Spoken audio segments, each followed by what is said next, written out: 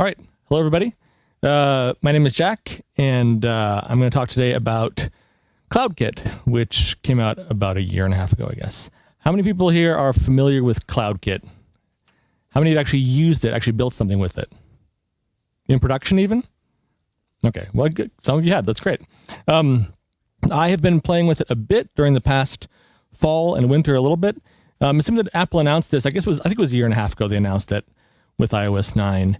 And I kind of looked at it and said, oh, that seems interesting. I never really touched it though until this past fall. Basically what CloudKit is cloud storage with native APIs for all Apple platforms and with JavaScript APIs for everything else. So you can, from any Apple platform, you can create records and store them and do all sorts of things. And if you need to do it from the web or any place else, there is a JavaScript option, which I have not tried. I've heard mixed things about.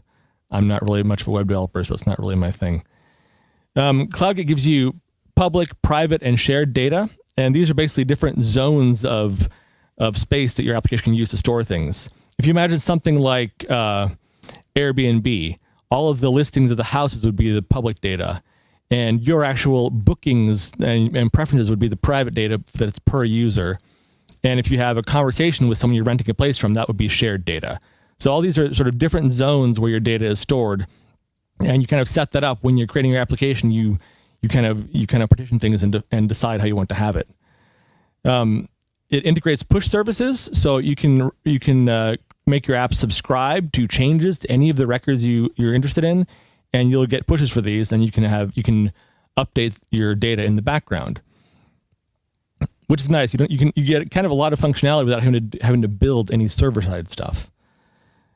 And you have storage both for structured data in the form of records that have fields, like a database, and assets. You can upload image data, sound data, whatever you want.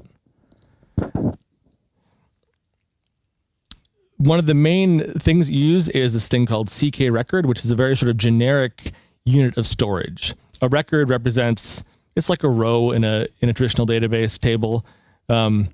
When you're doing development, you can create new records and new types of records on the fly.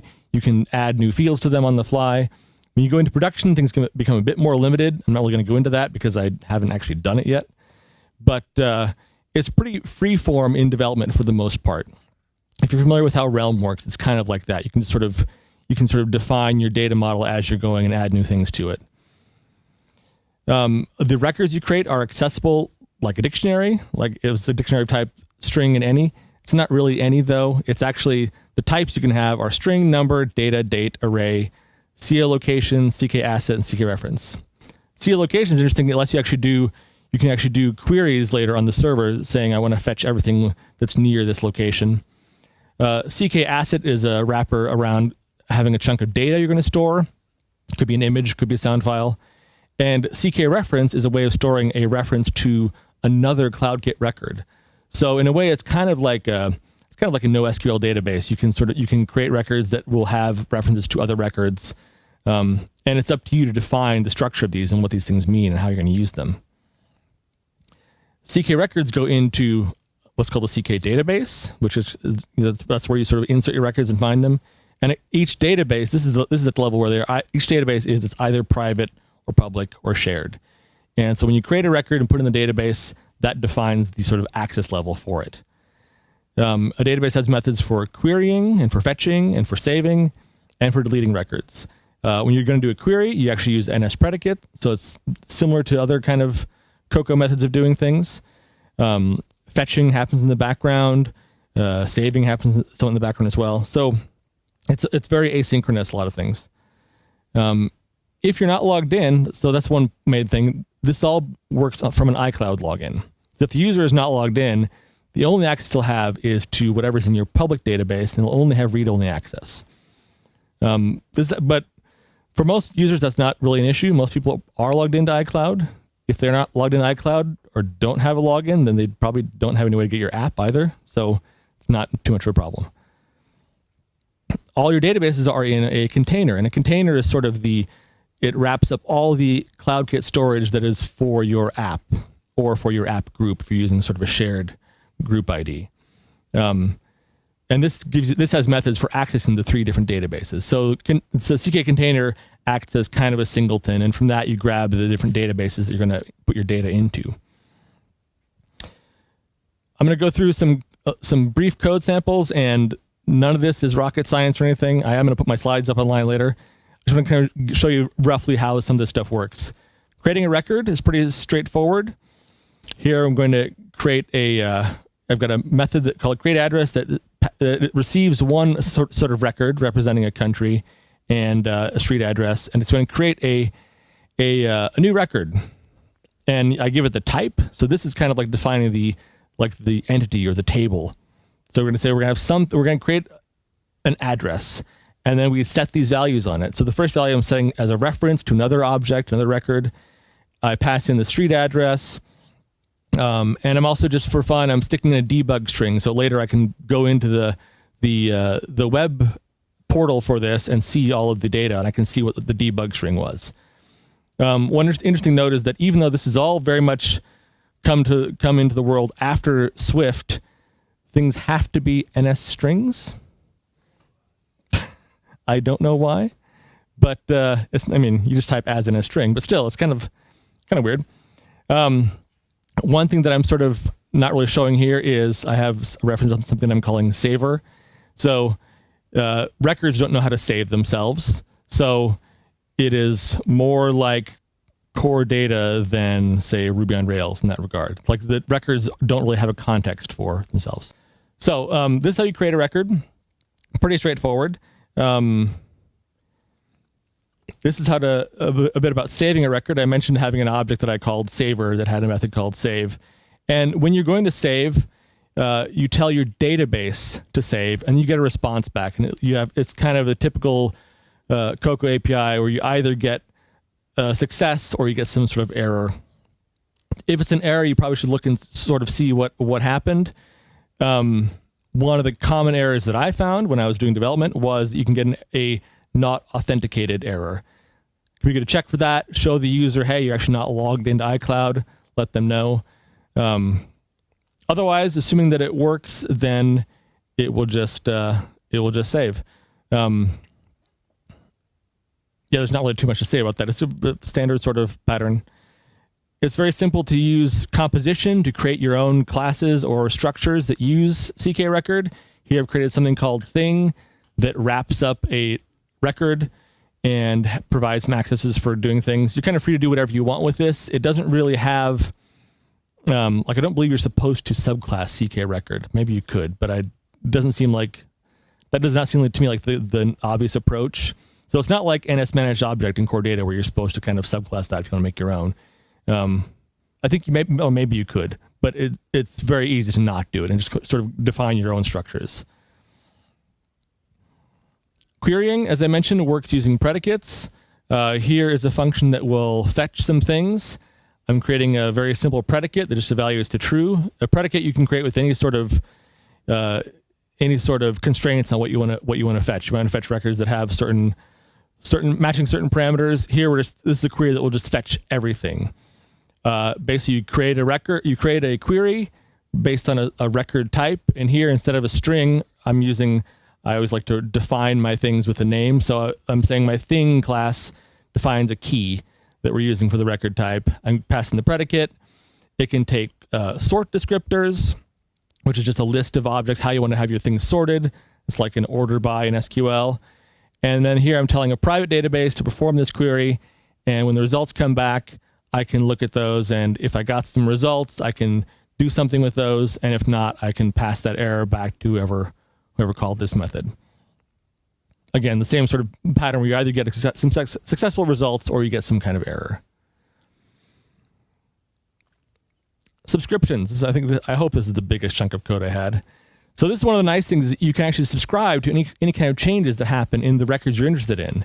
And it works sort of the same way as fetching records. You create a query to say, okay, all of these objects that match this set of stuff, if anything's change, I want to have a push message so I know about it. So my app can be in the background and listen for pushes and watch these things happen. So there are two aspects to this. One is that you're only supposed to subscribe to each individual thing you're interested in one time for each instance of the app. So you install your app on a phone for a user, it should only subscribe to something the first time that they run the app, which is fine. So you can do this. You can use user defaults to make it have some sort of key and define, okay, this is the thing I'm going to save a bool here to let me know that I've already subscribed. And if I already have subscribed, I'm just going to back out of this, not do anything more. And we'll get back to that in a second. And then you create a query, just like we did in doing a fetch, and say, okay, this query defines the things that I want to know about. And then you create a notification info. This is for push notification stuff, and say, should send content available. This is so it will know, okay, if there is content available for background fetching, this is the message I'm going to send. We specify the keys you want, and we set this notification info on the subscription object that we created. And that is just about it. Then the last thing we do is we save the subscription. One thing I found happening frequently as I was developing stuff and debugging stuff is because I was sometimes deleting an app entirely and sometimes not. You would rerun, and I would be in a state where it would say, oh, you're sending a subscription request that you've already sent for. And so what happens is if you don't check for that and happen to just say, okay, I got an error, I'm just going to not do it. Like I would have a situation where I'd end up getting the same error every time until I eventually checked and said, okay, this error is telling me that I've already subscribed to this. So what I do in this case is if I get this error code 15, which I didn't find documented anywhere, but there it is, that means that this subscription already exists. And here I'm just going to then, instead of doing return, I'm going to follow through, so it will actually save this key and say, I've already done this. So it's again, none of this is like super difficult, but it's some amount of trial and error to sort of find what are the right patterns for doing this. Yes? If you only can do it once, then you are unflexible if you want to change the subscriptions, or when you're developing and trying out things, or am I misinterpreting it? No, well, you can always do more. It gives you a warning. So it doesn't fail. It doesn't kill your app or anything, but it tells you. It says, hey, you've already subscribed to this.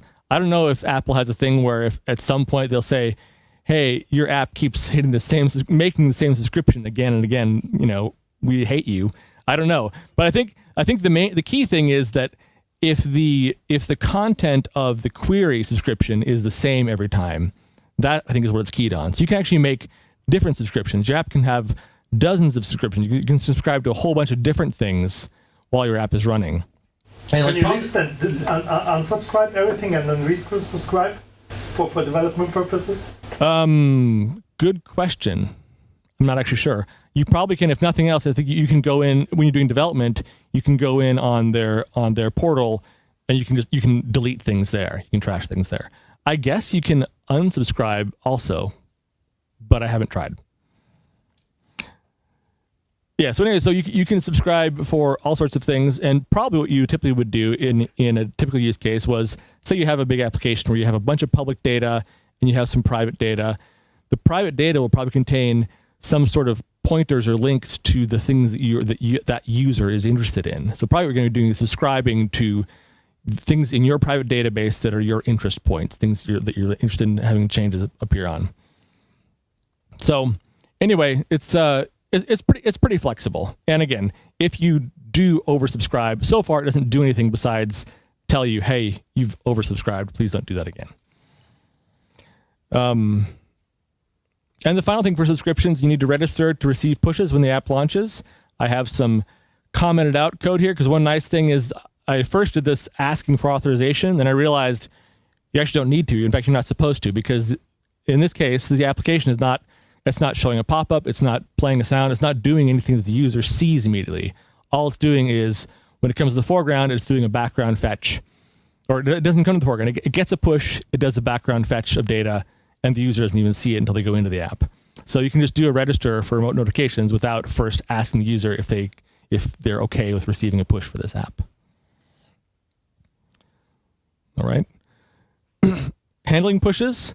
It's the same method you have for handling pushes otherwise, receiving remote notifications.